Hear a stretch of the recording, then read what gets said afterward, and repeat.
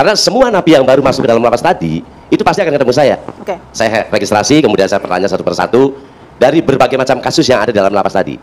Nah, suatu ketika saya bicara pada kalau yang dari Cirebon mana, dari Cirebon kumpul kan, karena saya adalah warga Cirebon, saya tanyakan, Anda kasus apa? 340 biji. Hah? Pembunuhan. Pembunuhannya lagi rame, Bi. Pembunuhan apa itu? Ya motor. Tapi saya itu tidak pernah membunuh.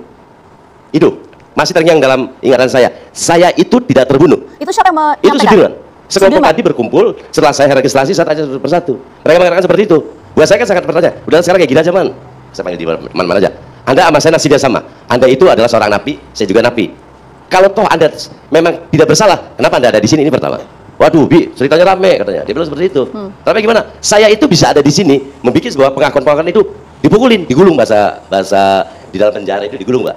Digulung itu mendapat intimidasi dari berbagai macam pihak, terutama dari yang tim petugas lah, saya katakan. Waduh, saya nggak tahu itu karena saya ada di dalam, saya tidak bisa berbuat apa-apa. Oke, Abi Budi, sebentar, maaf saya potong. Jadi yang berbicara seperti itu hanya Sudirman atau ada pihak lain? Siapa saja mereka itu? sedang berkumpul, Mbak. Mereka berkumpul di sisi masjid, saya cerita, kemudian dia mengatakan seperti itu. Dan ya, selain Sudirman, siapa yang mengatakan? Sudirman ngomong seperti itu diiyakan oleh kawan-kawannya. Jadi saya berpikir bahwa saya yang mendapat perlakuan seperti itu tidak saja cuma Sudirman. Jadi kelima napi yang ada di dalam lapas 1 Kesambi itu mendapat perlakuan sama, di mana dalam proses penyidikan tadi. Nah, itu.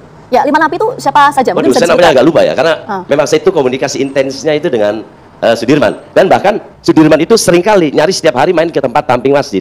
Jadi enak untuk interaksi. Maka saya menilai, kalau dari gestur tubuh mereka itu tidak ada tampang pembunuh.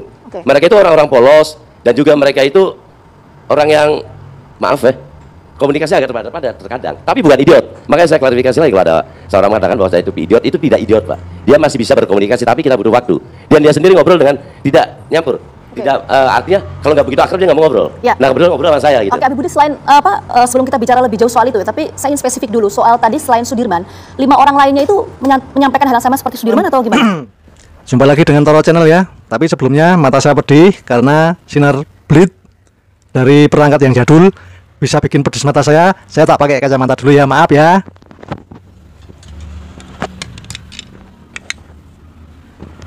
Oke kawan, saya buka dulu ya. Assalamualaikum warahmatullahi wabarakatuh. Allahumma sholli ala sayyidina Muhammad wa ala ali sayyidina Muhammad. Bismillahirrahmanirrahim. Oke, kali ini kita akan menyimak ya, atau mengenang ya, untuk almarhum Mas Abi ya. Almarhum Mas Abi. Sebelumnya innalillahi wa inna ilaihi rajiun. Mas Abi yang sebagai saksi yang dia sering dicurhati oleh 8 terpidana yang tak berdosa di Lapas Kosambi Cirebon ya. Jadi almarhum Mas Abi ini ya, ini mantan napi Cirebon ya, yang bongkar curhatan para terpidana di kasus Vina Cirebon yang gempar di tahun 2016 itu ya. Tanpa mengurangi rasa hormat, saya kirim doa dulu Al-Fatihah ya. Bismillahirrahmanirrahim. Amin. Oke, langsung aja kita lanjut ke pokok pembahasan ya.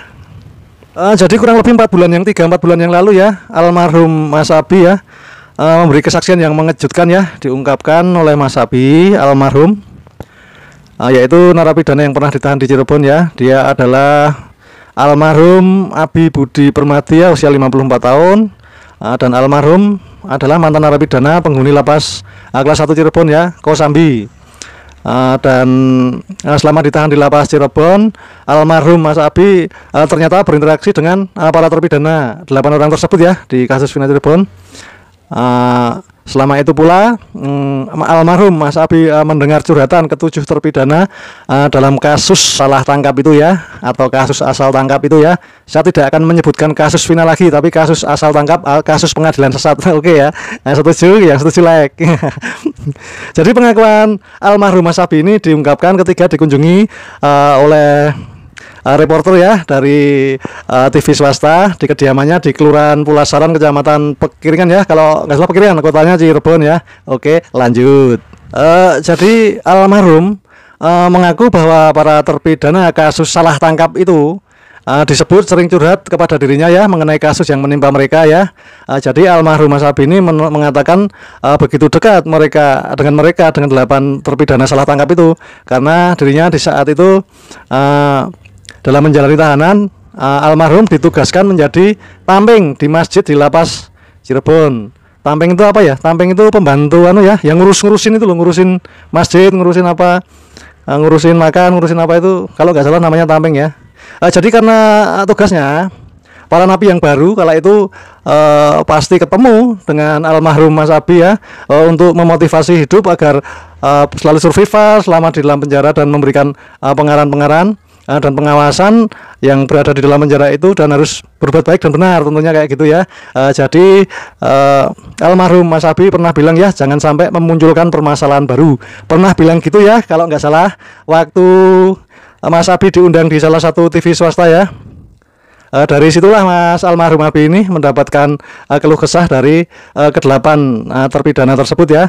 Dan mereka ucap kali curhat ke almarhum Mas Abi, karena seringnya curhat tersebut Mas Abi tahu betul perilaku mereka, dan Mas Abi dan secara manusiawi, secara insting, secara naluri bisa mengetahui gestur dari seseorang, apakah orang itu jujur apa tidak. Memang banyak yang tahu sebetulnya, nggak perlu ahli kalau itu, namanya kejujuran itu sudah bisa dibaca. Oke, lanjut ya. Dan almarhum Mas Abi juga bercerita bahwa kedelapan terpidana tak berdosa itu tidak pernah membuat masalah baru ya, atau neko-neko. Jadi nggak pernah, mereka biasa-biasa saja ya. Mereka orang baik, tidak ada yang mencerminkan bahwa mereka radikal atau kelompok geng motor. Bukan, mereka kelompok orang yang lugu dan sederhana.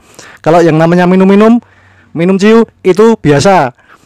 Itu biasa di mana-mana pasti ada ya, untuk kalangan bawah ya, minum yang murah meriah, AO asal oleng, anggur, itu biasa. Zaman dahulu kala gitu, saya SMP aja udah diajarin minum. Saya itu yang udah tua kayak gini, sejak SMP itu saya sudah diajarin minum. SMA juga minum, kalau kumpul-kumpul sama temen itu sudah hal yang biasa. Walaupun itu diharamkan dalam agama, tapi apa boleh buat, karena pergaulan ya, semuanya itu karena pergaulan dan kebiasaan berkumpul. Kalau nggak minum minuman keras, ciu atau anggur atau AO asal oleng, nah itu kelihatannya nggak asik kan gitu waktu masih SMP atau SMA. Oke, lanjut ya. Yang lainnya itu di mana sekolah Pak Sudirman mereka mendengarkan. Ini pertama. Dan yang kedua, mereka itu mengiyakan. Dari gesturnya saja itu sudah mengiyakan. Kalau toh obrolan dan Sudirman ke saya itu bohong, tentu ada pemberontakan dari kelima napi tadi. Oke, tapi 5 narapidana yang lain itu juga menyampaikan nggak bahwa ya ini saya juga kasus yang sama? Sekali kayak gitu. Tidak cuma Sudirman, saya juga sama. Wih, berarti semua nih, saya katakan, berarti semua mendapat perlakuan yang sama, iya. Nah terus saya tanya, posisi pengacaranya di mana? Saya menanyakan itu ke mereka. Saya tidak ada pengacara. Waktu pemprosesan itu tidak pakai pengacara, kata dia, loh. Nggak bisa seperti itu. Yang saya tahu ada pengacara. Anda berhak untuk mendapat perlindungan hukum, yaitu pengacara. Saya katakan seperti itu. Ya nggak tahu lah, saya nggak ngerti. Okay. Nah, maka munculnya pengacara itu, kata dia, begitu ada di persidangan. Dan dari 8 terpidana itu ya, dari 8 terpidana yang tak berdosa itu, dia mengaku jujur bahwa dia sebelum ketangkap itu dia bekerja sebagai kuli bangunan, dan beberapa di antaranya ada yang kerja di toko ya sebelum salah tangkap itu.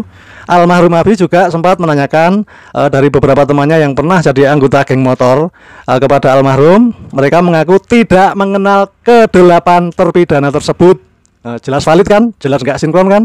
Jelas bukan pelakunya kan? Nah, ditambah lagi semalam beliau almarhum bertemu ya dengan ketua geng motor yang menceritakan bahwasanya anggotanya yang sedang berada di sel lapas kelas 1 Cirebon tidak mengenal ke-8 terpidana tersebut karena memang salah tangkap. Jadi idealnya kalau dalam suatu geng motor itu ya mereka saling kenal, dan nggak logis kalau satu geng satu kampung rumahnya. Satu kampung itu satu geng motor, nggak logis, nggak masuk akal. Biasanya jauh-jauh. Dan ia juga mengenang dalam sebuah perbincangan dengan terpidana kasus salah tangkap, mengaku bukan pemilih ya. Jadi almarhum Mas Abi ini sangat terkenang sekali ya dalam sebuah perbincangan dengan Sudirman. Sudirman mengaku bahwa dia bukan pelaku pembunuh. Oke, lanjut ya. Jadi almarhum Mas Abi juga sangat ingat sekali waktu itu ya, sebelum meninggal, bahwa terpidana mengaku bahwa mereka mendapat perlakuan kekerasan ya oleh petugas di Polres maupun di Polda, agar wajib mengakui perbuatan yang tidak pernah mereka lakukan ya. Jadi mereka bilang waktu di proses BAP dia dihajar, dibantai dalam bahasanya itu, bahasa di dalam lapas itu namanya digulung ya, digulung habis katanya. Artinya mereka ini mendapat perlakuan kekerasan oleh petugas di Polres maupun di Polda untuk mengakui, untuk harus wajib mengakui apa yang mereka tidak lakukan. Itu kan lucu. Tapi ya sudahlah, yang lalu biar berlalu, tinggal tunggu putusan dari Hakim MA untuk kebebasan 7 terpidana ya.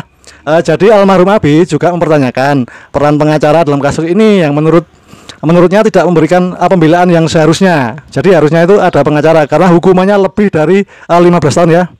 Di atas skala hukuman yang tinggi itu pasti didampingi pengacara. Kalau nggak mampu bayar pasti sudah disediakan oleh instansi tertentu ya. Yang lucunya lagi ya, kenapa pengacara tidak membela katanya itu. Kata almarhum Mas Abi itu ya. Pengacara tidak pernah membela, pengacara membaca normatif ya sesuai BAP. Jadi yang dibaca pengacara itu sesuai BAP dari penyidik karena pengacaranya belum Bu Titin dan belum Pak Jogi Nainggolan waktu itu ya. Dan dia menilai proses hukum yang dijalani oleh para terpidana penuh dengan manipulasi dan ketidakbenaran. Itu pendapat dari almarhum Mas Abi. Jadi maaf, beliau sudah meninggal ya, sudah saya doakan Al-Fatihah. Semoga husnul khotimah. Dan arwahnya diterima di sisi Allah Subhanahu wa taala, diberi tempat yang layak, diampuni dosa-dosanya, dan diberi yang terbaik lah pokoknya sama Allah Subhanahu wa taala. Oke, kita lihat. Nah, ini perlu disamakan, saya bingung juga. Kayak begini lah, ya sudah, saya diam. Ya sudah, sekarang saya kayak gini aja. Man, Anda sama saya nasibnya sama, Anda napi, saya napi. Kemudian yang harus Anda pikirkan adalah Anda hidup di dalam lapas ini mesti survival, mesti berbuat baik, jangan sampai muncul masalah baru. Biar semuanya selesai. Ya kalau sudah di lapas apa yang mau dikerjakan, Mbak? Nggak bisa itu. Abi Budi kan menyampaikan bahwa mereka itu merasa tidak bersalah kok, kan gitu. Ya. Tapi kenapa kemudian ada di sana? Ya itu tadi saya kan bertanyakan. Saya bertanyakan. Kalau Anda memang tidak bersalah, kenapa Anda ada di sini? Ini pertama. Jawaban mereka cuma satu. Saya itu tidak tahan digulung oleh petugas di mana proses BAP. Saya tidak tahan, saya akuin. Oh, dipaksa untuk mengaku. Dipaksa untuk mengakui perbuatan yang tidak dia lakukan. Jadi miris buat saya. Mau tidak mau di sini mesti ada pembelaan. Yang setahu saya pembelaannya adalah pengacara, tapi nggak ada pengacara, tapi nggak ada. Jadi semua yang kelima itu tadi adalah sama diperlakukan yang sama oleh petugas BAP untuk mengakui bahwasanya mereka melakukan dengan cara intimidasi tadi. Tapi ada tidak yang disampaikan kalau menurut keterangan dari para terpidana itu ya ke Abi Budi, yang disampaikan oleh penyidik waktu itu apa? Saya nggak nanya seperti itu, spesifik itu. Karena saya sama dia sama-sama di dalam, Mbak. Jadi perkembangan di luar seperti apa saya tidak tahu. Yang saya dengar dan saya rasakan itu adalah di mana kelima napi itu bercerita hal yang seperti itu. Ceritanya begitu, mendapat intimidasi waktu penyidikan. Oh ya sudah, maka dia cerita. Ya saya mau clearkan lagi, seperti apapun ini sudah melakukan sebuah proses persidangan dari penyidikan. Nah, satu hal lagi saya hampir lupa. Dia mengatakan bahwasanya waktu rekonstruksi itu bukan dia.